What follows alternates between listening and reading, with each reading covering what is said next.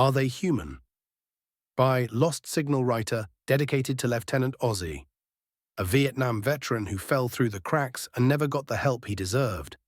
R.I.P., he froze to death in January 2025. You've seen them, the ones slumped on the sidewalk, huddled beneath blankets, holding cardboard signs that most people pretend not to read. You pass by and look away. Maybe you mutter, "Not in my backyard." Maybe you think, "I don't want those folks around." But do you ever ask yourself who they really are? What put them there? What pain they carry, what demons they battle each night under an overpass or in the shadows of a city that's moved on without them? It's easier to write them off, to toss them into a pile labeled junkies or drunks. Easier to strip them of their humanity so you don't have to feel anything. Yes, some of them struggle with addiction, some wrestle with mental illness. Some are simply victims of circumstance, and yes, a few even choose this life, rejecting society's demands and walking their own path. But regardless of why they're there, each and every one of them is a human being, and they deserve basic respect for that reason alone. Addiction is treatable, mental health can be managed, alcoholism can be addressed. But here's the problem, the never-ending problem: it takes money. Cold, hard cash, and not many are willing to fund it. Some fall through the cracks because of sheer bad luck. They live paycheck to paycheck, and then the job disappears. Bills stack up. The eviction notice arrives. The sheriff shows up, and suddenly everything they own is dumped out on the street. They leave to look for shelter, and when they return, the vultures have come. Their things picked over. What little they had, gone. What mattered, trampled, torn, and worthless. There's no safety net, no knight in shining armor, no miracle. Just like that, they're homeless, jobless, hungry, looking for a safe place to sleep. But guess what? There are 633,000 homeless people in the US, and there are 13.9 million empty homes. Do the math. That means less than 5% of those vacant homes would be needed to get every single person off the street.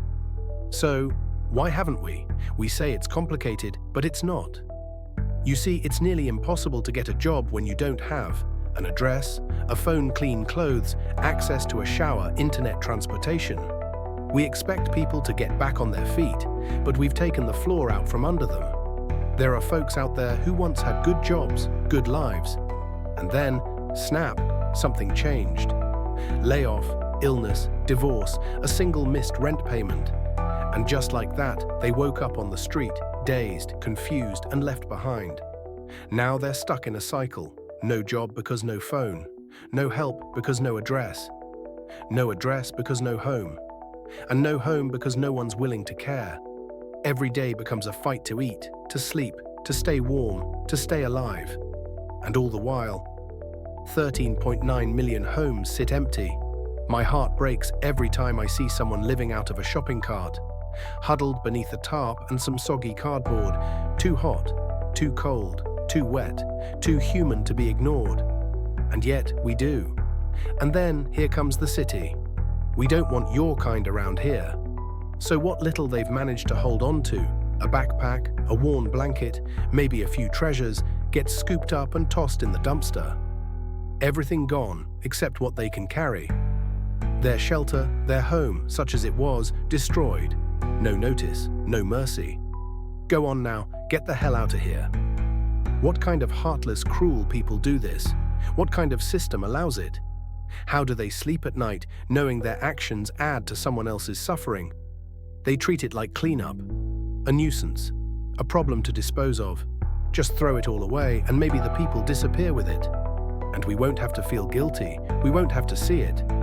Just a quick run to the dump, cheaper than compassion. Never mind that buried in that shopping cart might have been the last photo of a lost child, the ashes of a late spouse, a wedding ring, a journal, a beloved book, the only things left of a life they once had. But because they have no money, we pretend they have no rights. Because they have no house, we pretend they have no humanity.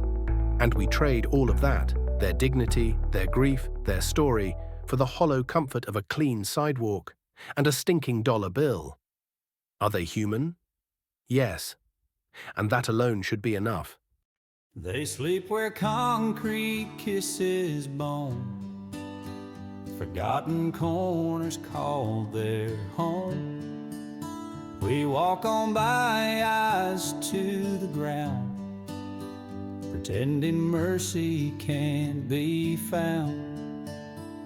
A cardboard sign, a weathered hand, 1,000 miles from promised land. Torn shoes, worn face, a distant stare, and still we act like they're not there. Are they human, or just noise in the street, left to fade in the cold and the heat? No headline, no name, just a ghost in the crowd. But every one of them once laughed out loud.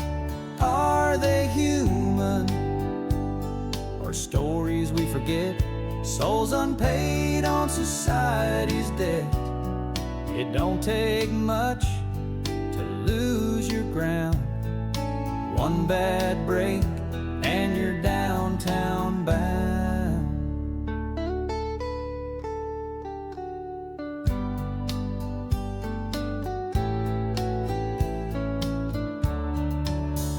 Some had homes and love and plans. Now it's plastic bags and blistered hands. One was a vet, one was a mom. One lost their mind when the world went wrong. We build our fences tall and wide, hide our guilt and call it pride. But every heart still beats the same. Cold or clean, we bleed with names.